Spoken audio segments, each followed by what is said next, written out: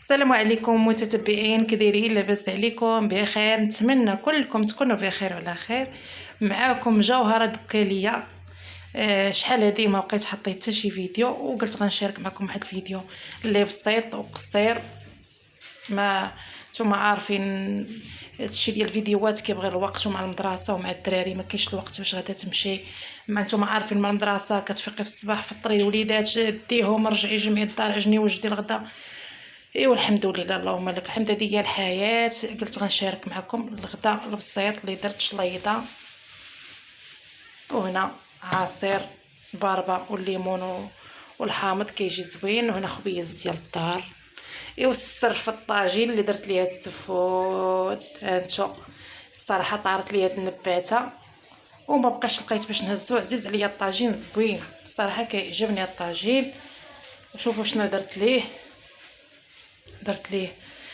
هاد السفود وتقبته من هاد الجهه، حيت الجهه كانت فيها تقبه وتقبته من هنا وخشيتو. دابا وليت كنهزو هكا.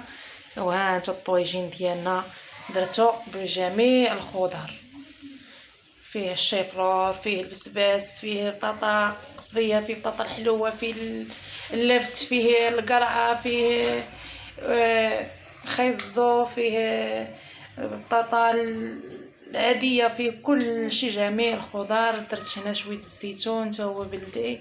ايوا نتمنى تقبلوا عليا خويز ديال الدار. ايوا هذا هو الفيديو ديال اليوم. ما تبخلوش باللايكات ديالكم وسمحوا لي الا غبرت عليكم.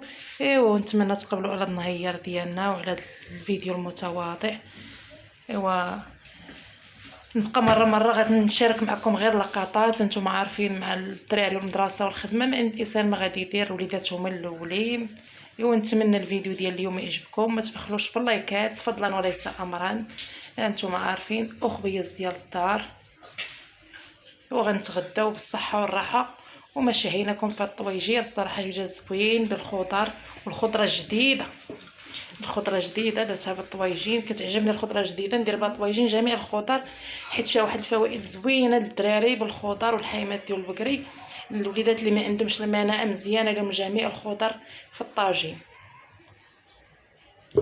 ايوا السلام عليكم، الى فيديو واحد اخر جديد ان شاء الله.